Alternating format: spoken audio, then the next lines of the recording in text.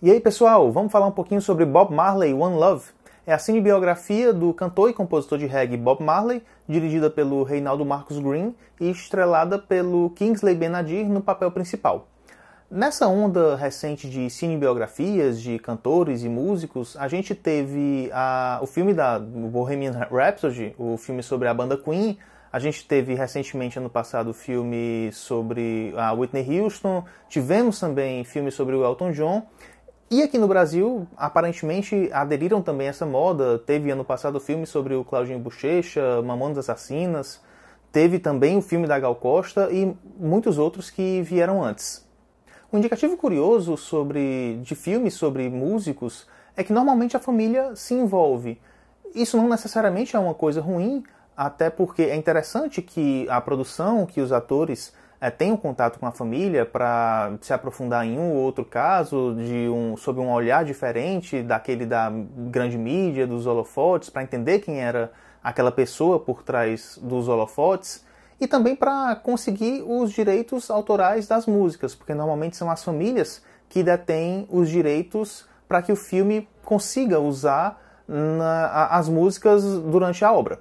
Priscila, por exemplo, o belo filme da Sofia Coppola sobre a Priscilla Presley, mulher do Elvis Presley, ele não conseguiu essa autorização da família e por isso que ele não utiliza nenhuma música do Elvis durante o filme, porque a família não deu essa autorização. E nem por isso ele é um filme ruim, muito pelo contrário, é um ótimo filme. Porque o problema, um péssimo sinal ocorre quando a família passa a interferir para dizer o que pode e o que não pode ser mostrado durante o filme. Aí a gente tem um problema. Isso porque quando esse tipo de interferência direta ocorre, a gente fica muito mais próximo, é muito mais fácil a gente ter um filme legado, um filme que santifica o personagem, do que uma história emocionalmente instigante ou um drama bacana de se acompanhar.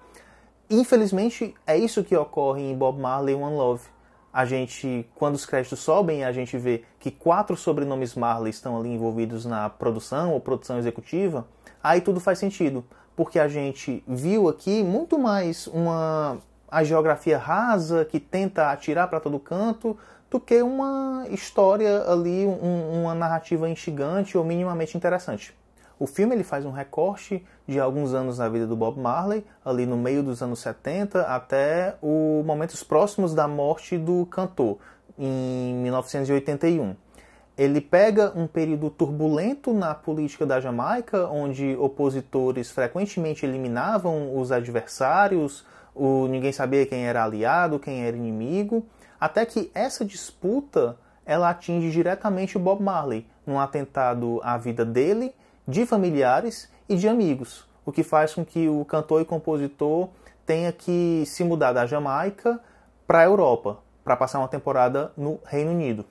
E apesar do recorte específico desses 5, 6 anos na vida do Bob Marley, a gente vê ainda alguns flashbacks da vida do cantor.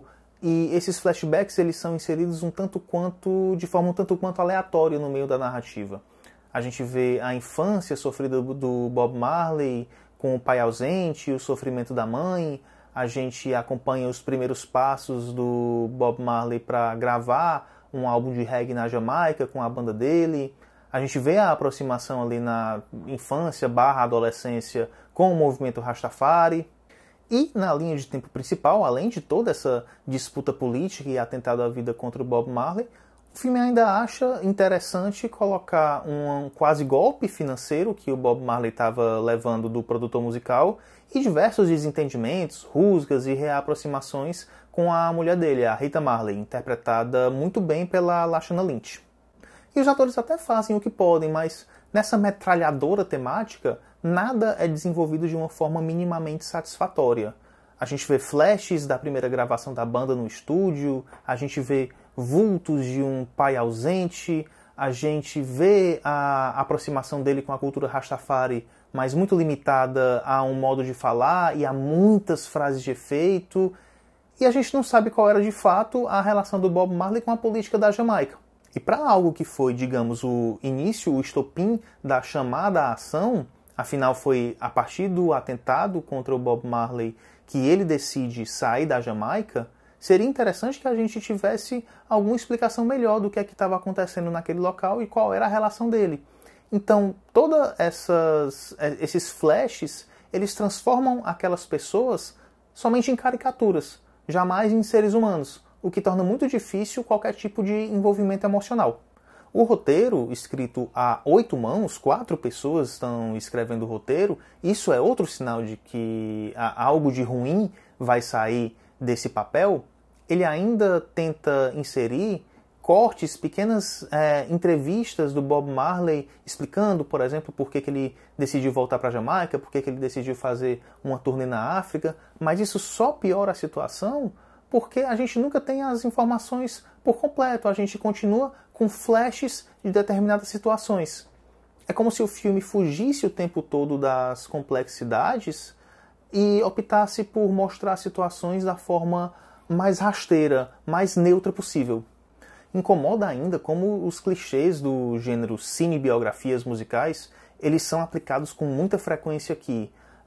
Por exemplo, o Bob Marley chega um momento que, claro que ele vai sentir um bloqueio criativo, ele não consegue compor, então chega a mulher dele no quarto dele, no Reino Unido, e basicamente faz um discurso ali, sacudindo figurativamente, né? Ele, ou literalmente, nem lembro. Mas ela sacode ele pelos ombros e basicamente diz para ele levantar a cabeça. E no mesmo momento a gente vê que o pessoal da banda está escutando a trilha sonora de um filme no andar de baixo, o Bob Marley desce, começa a compor ali uma música e em poucos minutos uma das melhores músicas dele já está pronta. Essa abordagem ela lembra muito mais a de um filme infantil da Disney, ou então a do famigerado filme do Queen, quando o baterista da banda ele está no estúdio e para a discussão que está havendo ali entre os integrantes da banda, porque ele quer mostrar a ideia que ele teve de uma batida para uma música que viria a ser depois We Will Rock You. E me fez lembrar, em oposição, de Os Fabelmans, porque o Spielberg, no caso de Os Fabelmans, ele trata o processo artístico como algo extenuante, como algo cansativo, algo que não vem de uma inspiração divina, algo que não vem ali do nada e a pessoa é um gênio. Não, tem muito trabalho naquilo. Isso é totalmente diferente do que o diretor Reinaldo Marcus Green faz aqui em Bob Marley One Love. E o diretor, que também foi o diretor de King Richard, fraquíssimo King Richard, Criando Campeãs, filme com o Will Smith que rendeu o Oscar do tapa para o Will Smith, ele não se satisfaz aqui com pouco. Ele ainda insere mais frases de efeitos, mais situações clichês. Chega o cúmulo de o Bob Marley estar no jardim da casa dele, compondo o Redemption Song. Chegam os filhos dele ali, as crianças. E enquanto ele toca violão, as crianças olham para o pai, admiradas. Aí chega a mulher dele, pergunta ali alguma coisa, ele responde com uma frase de efeito. Ela responde com algo do tipo, agora você está pronto. Então é decepcionante, não faz jus à genialidade de um cantor e compositor que teve diversas músicas, diversas obras regravadas, tanto no passado quanto até hoje, que popularizou a cultura Rastafari no mundo e que ganhou uma cinebiografia medíocre. Mas é isso, pessoal. Essa crítica fica por aqui. Não se esqueçam de clicar no like, se inscrever no canal, ativar as notificações para não perder mais nenhum vídeo. Até a próxima!